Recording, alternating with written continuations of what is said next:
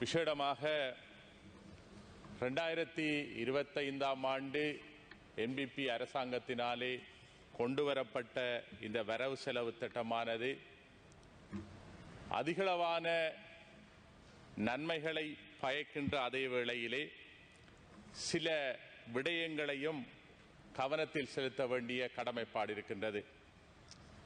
இதிலே பல விடயங்கள் நல்ல விடயங்கள் இருக்கின்றன.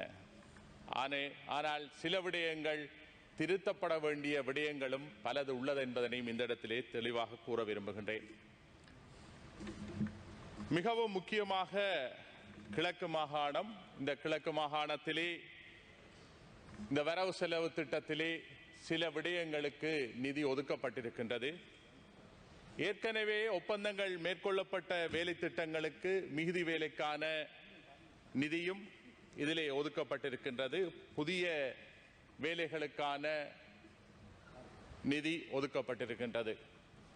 ஆனாலும் ஒதுக்கப்பட்ட நிதியிலே எந்த அளவு அம்பாறை மாவட்டத்துக்கு, தமிழ் பிரதேசங்களுக்கு ஒதுக்கப்பட்டிருக்கின்றது என்பது ஒரு கேள்விக்குறியாகவே இருக்கின்றது. மேலும் இங்கே ஒரு கருத்தை தெரிவிக்கலாம் என்று நான் நினைக்கின்றேன். இந்தியா அரசாங்கத்தினாலே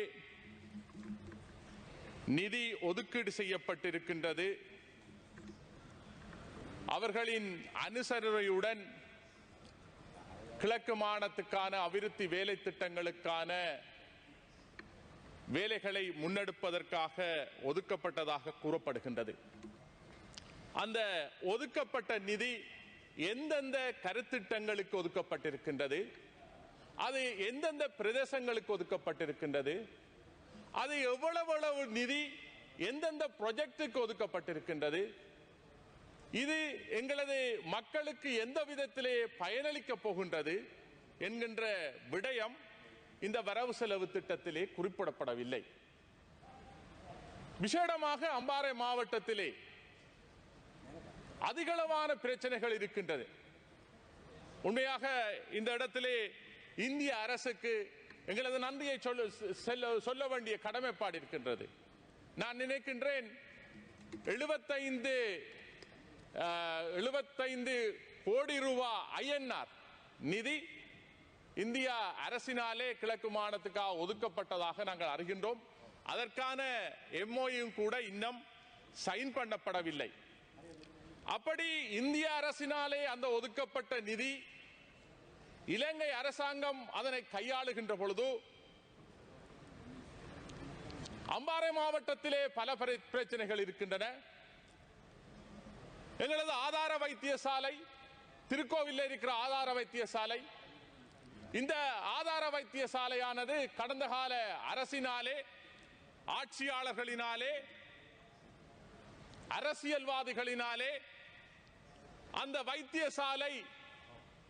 வைத்தியசாலைக்கான ஒதுக்கப்பட்ட நிதி என்பது தடுத்து நிறுத்தப்பட்டிருந்தது.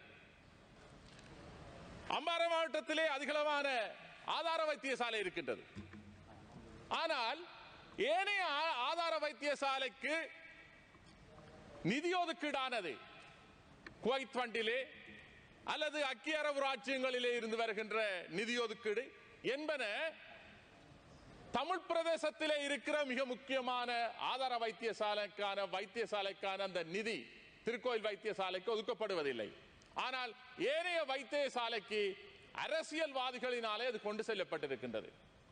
ஆனால் இன்றும் கூட ஒரு பழமை வாய்ந்த ஆதார வைத்தியசாலை எந்த அபிவிருத்தியும் அடையாமல், எந்த விதமான செயற்பாடும் மற்ற ஒரு குறைந்த நிலையிலேயே அந்த வைத்தியசாலை காணப்படுகின்றது. அங்கு வைத்தியர்கள் இல்லை, அங்கு கட்டுமான வசதிகள் இல்லை. அதிகளவான நோயாளர்கள் திரும்பி போகின்ற ஒரு துர்ப்பாக்கிய நிலைக்கு அந்த வைத்தியசாலை காணப்படுகின்றது, அந்த மக்கள் காணப்படுகின்றார்கள். அதிகளவான உயிரிழப்பு ஏற்படுகின்றது.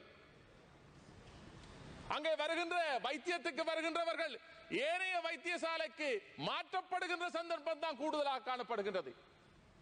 ஏனென்றால் அங்கே வைத்திய உபகரணங்கள் இருந்தும் கூட அதற்கான கட்டுமான வசதிகள் இல்லை, வைத்தியர்கள் இல்லை. இருக்க வேண்டிய வைத்தியர்கள் 26 வைத்தியர்கள் இருக்கின்ற அந்த வைத்தியசாலையிலே வெறும் 6 வைத்தியர்கள் தான் இருக்கின்றார்கள். அங்கே வியோஜி இல்லை, ஆனால் காடர் இருக்கின்றது. ஸ்பெஷலிஸ்ட் அங்கே காடர் இருக்கின்றது, 5-6 பேருக்கு இருக்கின்றது, ஆனால் ஒருவரும் இல்லை. அப்படி அதிக காடர்கள் இருக்கின்றது, ஆனால் வைத்தியர்கள் இல்லாத ஒரு வெறும் வைத்தியசாலையாக திருக்கோவில் வைத்தியசாலை இருக்கின்றது. நான் நேற்றைய தினம் கூட இந்த சிற்றுண்டி சாலையிலே ஜனாதிபதி அவர்களையும் சுகாதார அமைச்சர் அவர்களையும் சந்திக்கின்ற பொழுது கூட இந்த விடயத்தை சுட்டிக்காட்டியிருந்தேன். 2 பேரும் ஓம் அதனை செய்வோம் என்று சொல்லுகின்றார்கள். இது 2வது தடை, 3வது தடையாகின்றது.